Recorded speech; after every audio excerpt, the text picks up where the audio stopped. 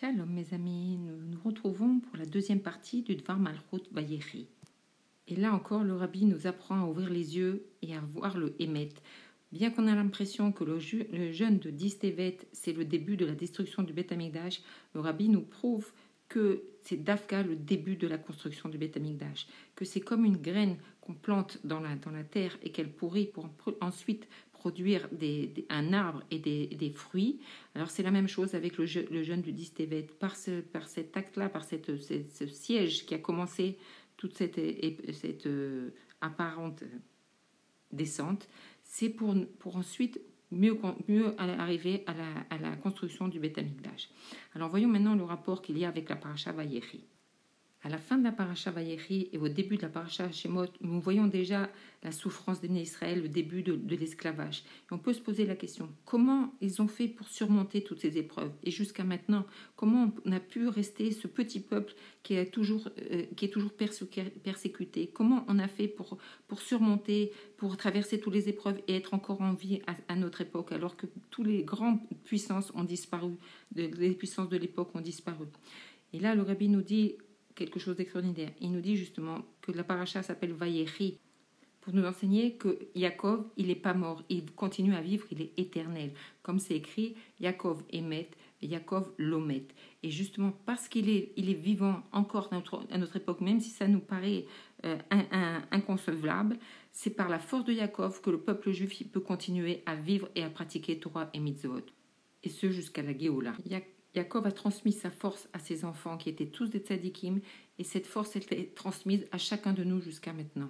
Et dans l'expression Zaro Ba'chaim, c'est-à-dire que sa descendance est en vie, on comprend que c'est toutes les actions que les Bnei Israël y font, ils donnent la vie à Yaakov. C'est-à-dire que d'un côté, Yaakov il nous donne la vie et que c'est grâce à cette force-là qu'on puisse vivre, et nous, par nos bonnes actions, on lui rajoute de la vie. Et toutes les bonnes actions que le peuple juif y fait depuis cette époque-là jusqu'à maintenant, c'est comme des graines qu'on plante dans la terre et qu'on verra les fruits à la Géoula. Bien souvent, quand on fait Torah et Mitzvot, on ne se rend pas compte, on a l'impression, on n'a pas toujours les sentiments et c'est des choses qui nous paraissent difficiles. Mais il faut savoir que toute cette beauté, tout ce qui va sortir de là, on va cueillir les fruits à la Géoula.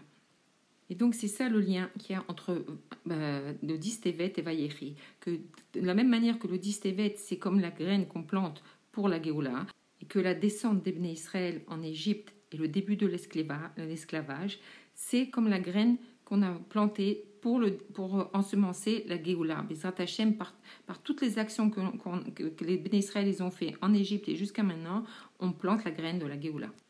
Que Tafka, nous sommes tellement proches de récolter les fruits et de voir ces beaux fruits, puisqu'on est la dernière génération de la Galoute et la première de la Géoula. Et comme le Ram et Raya a dit que déjà on a fini tout le travail et on a déjà fait tchouva et que tout est prêt pour la Séouda de la Géouda, le Léviathan et le Shoraba et le vin vieux, que Bezrat Hashem vont se lever, les Avot et tous les Bnei Israël de toutes les générations, et qu'ensemble on va arriver au Beth Amikdash avec toutes les à Yerushalayim, avec toutes les Beth Knesset et le 770 aussi, et toutes les Beth Knesset du monde entier, et à l'endroit même où il y a eu le début du Matzor, c'est-à-dire du siège de Jérusalem, ou le début de la descente, on verra qu'à cet endroit-là même, il y aura le début de la Géoula. Et qu'à la place du fer qui a servi à la destruction du Beth Amikdash, on verra la reconstruction du Beth Amikdash avec Dafka, le fer qui sera réparé. Et pour terminer, le Rabbi nous conseille de nous renforcer dans les mitzvot d'une manière qu'elles amènent la Géoula, qu'elles produisent la Géoula. C'est-à-dire tellement ressentir la Géoula que dans chaque action qu'on va faire, on sait que ça va entraîner la Géoula, ça va dévoiler la Géoula.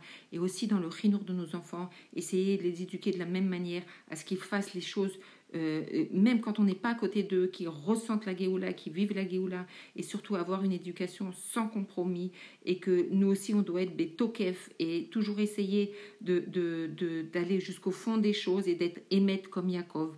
Et le Rabbi nous explique qu'il faut réveiller le Yaakov qui est en nous, puisqu'on sait que la partie de la Neshama, qui est le Yud, c'est-à-dire la Yechida chez Benefesh, on dit que c'est la partie de Yaakov avec nous, qui est en nous.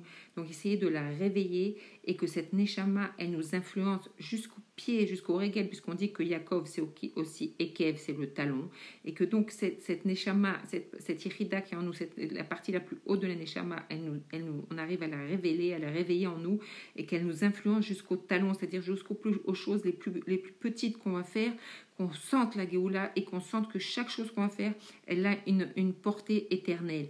Et le rabbi termine en disant que pourvu que chacun de nous rajoute dans les mitzvot, et cela apportera la Géoula concrètement, et comme le dit le Rambam, qu'une seule mitzvah peut entraîner la délivrance de la Géoula Shlema, alors que chacun il se renforce et rajoute comme du fer, on doit avoir un comportement de fer dans la Torah. Et alors se rassembleront tous les enfants d'Israël du monde entier, avec toutes les maisons de prière du monde entier, à commencer par le 770, directement vers la terre d'Israël, Yerushalayim, vers le Beth Amikdash et vers le Kodesh HaKodashim. Et chacun pourra dire, voilà le roi Mashiach, et voilà le Rabbi Rayatz, et voilà le Saint béni soit-il. Et nous fêterons tous ensemble le repas de Melavé Malka, ensemble avec le roi David, dans le 3e Beth Amikdash.